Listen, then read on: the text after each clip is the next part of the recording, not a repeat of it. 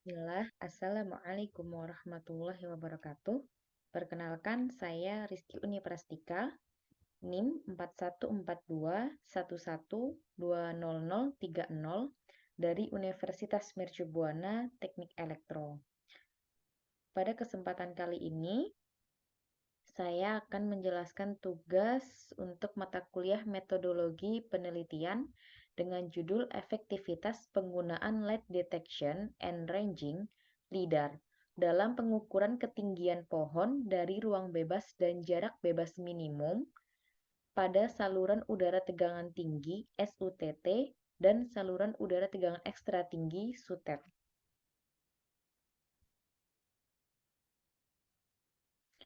Agenda presentasi yaitu diawali dengan pendahuluan, tinjauan pustaka, dan metode penelitian. Untuk pendahuluan, dimulai dengan latar belakang, di mana ini merupakan gambar dari right of way of a transmission line, potential risk due to vegetation.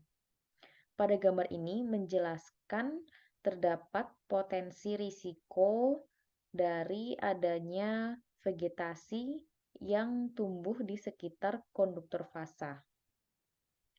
Berdasarkan Peraturan Pemerintah ESDM Nomor 2 Tahun 2009 tentang ruang bebas dan jarak bebas minimum pada saluran udara tegangan tinggi dan saluran udara tegangan ekstra tinggi, di mana ruang bebas dan jarak bebas minimum pada tegangan 150 kV yaitu sekitar 5 meter dan pada tegangan 500 kV yaitu sebesar 9 meter.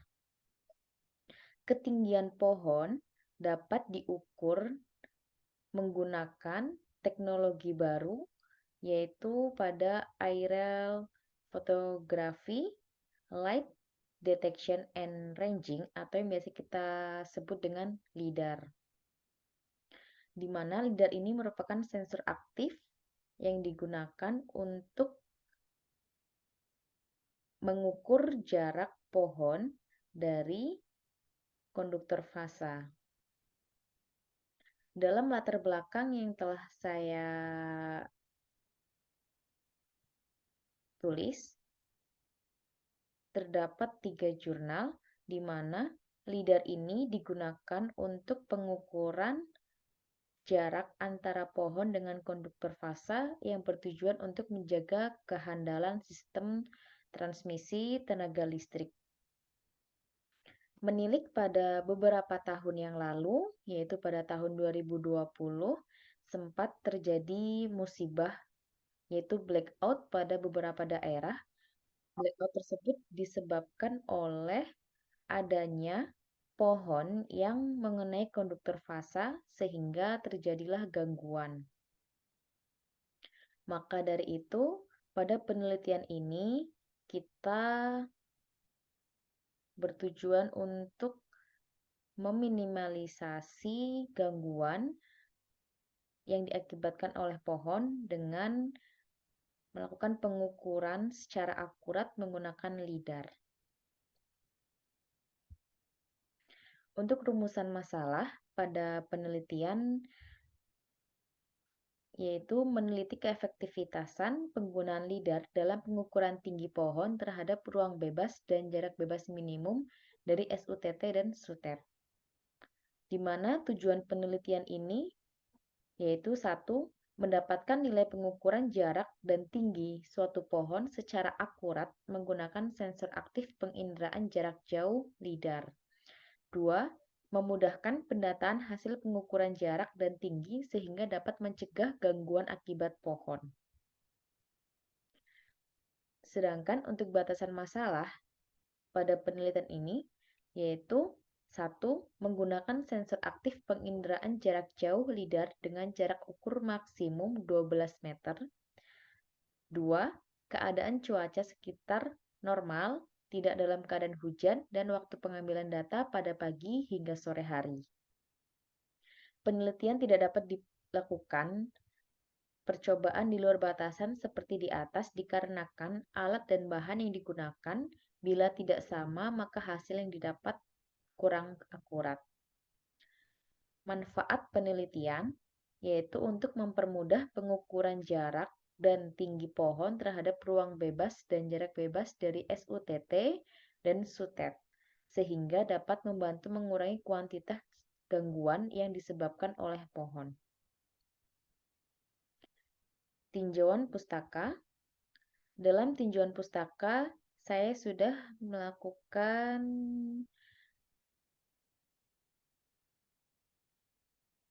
penelitian dengan mempelajari 15 jurnal. Di sini pada diagram lingkaran terdapat 15 jurnal dengan masing-masing nilai presentasinya, di mana presentasi terbesar yaitu 12%. Ini cukup berpengaruh untuk penelitian yang akan saya lakukan, yaitu pada jurnal 1 dengan judul Vegetation Detection Close to Transmission Lines Using Cloud Data Points from Leader in Brazil, dan untuk jurnal yang kedua pada jurnal ke-13. Pada resume jurnal, dari beberapa jurnal yang telah dipelajari, maka diperoleh hasil bahwa LIDAR dapat digunakan untuk mengidentifikasi data vegetasi yang berada di bawah ruang bebas dan jarak bebas minimum saluran udara transmisi tegangan tinggi dan saluran udara tegangan ekstra tinggi SUTET 500 kV.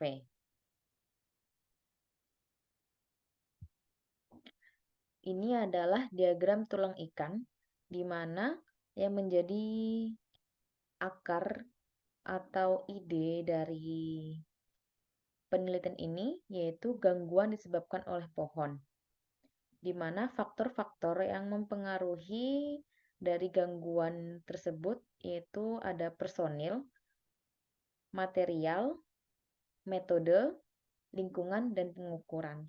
Kita mulai dari personil. Personil ini yang mampu mempengaruhi adanya gangguan yaitu personil tidak melakukan pengecekan secara mendetail. Dari pihak personil atau petugas kurang mengetahui metode yang tepat, serta jumlah personil cukup terbatas dibandingkan dengan jumlah tower yang dimiliki sangat banyak. Lanjut dengan material. Untuk material, yaitu ada keterbatasan material yang digunakan.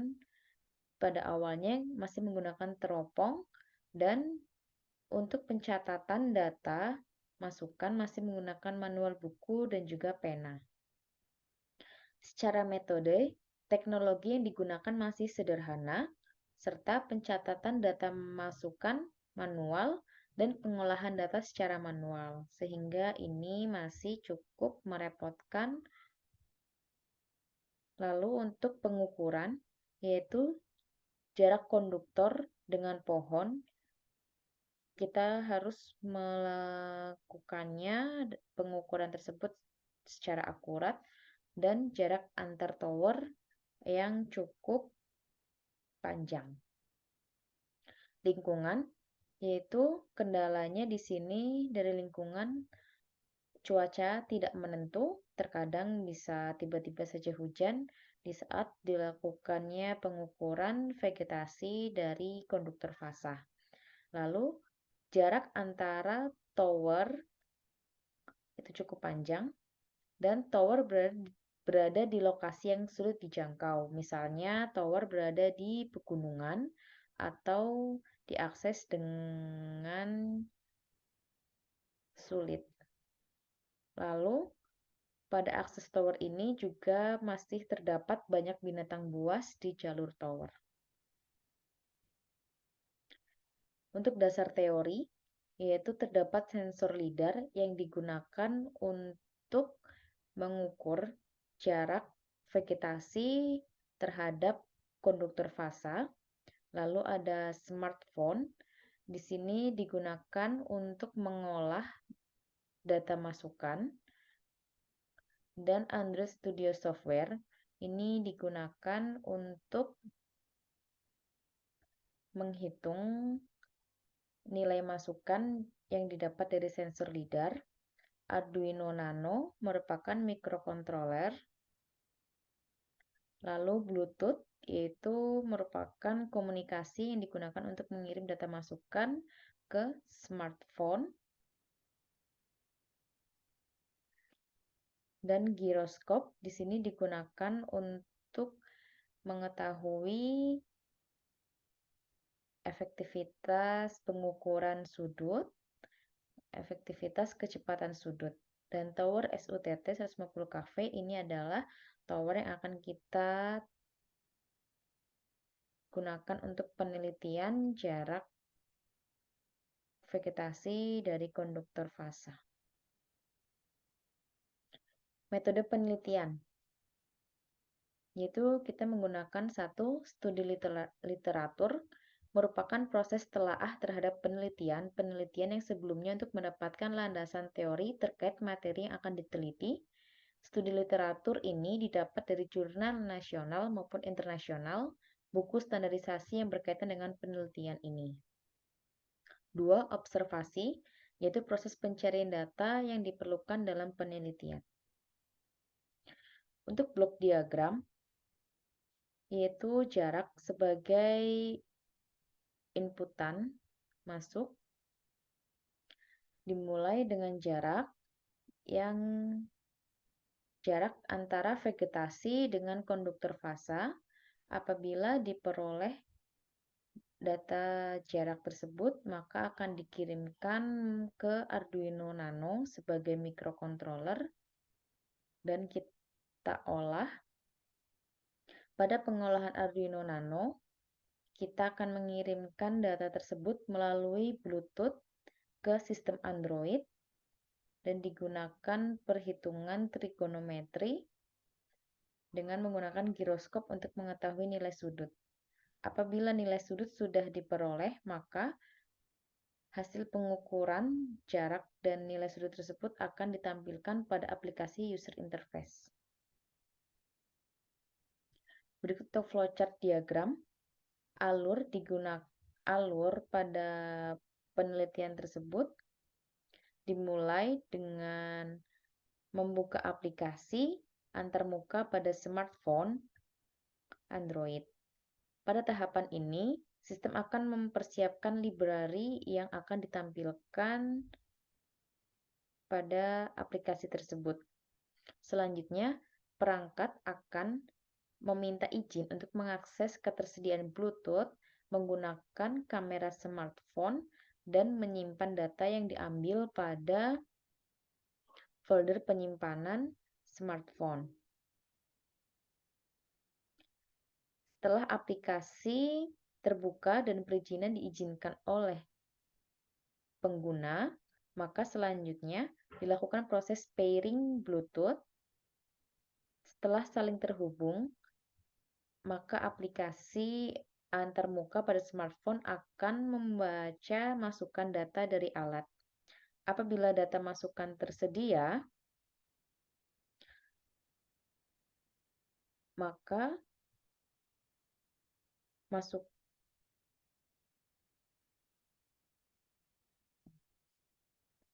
masukan akan dilanjutkan pada pembacaan data sensor lidar. Namun jika data inputan tidak tersedia, maka aplikasi yang termuka akan menunggu data masukan dari alat. Selanjutnya, jika data inputan ada, maka alat uji akan melakukan pembacaan pada objek sensor lidar yang kemudian akan diproses dan dikirimkan melalui Bluetooth tersebut. Setelah didapatkan perhitungan, maka data diproses dan ditampilkan pada user interface dan menampilkan hasil ukur jarak. Selanjutnya, data tersebut akan ditampilkan pada aplikasi user interface dan selesai, dan proses ini akan terus berulang. Baik, terima kasih. Sekian presentasi dari saya. Wassalamualaikum warahmatullahi wabarakatuh.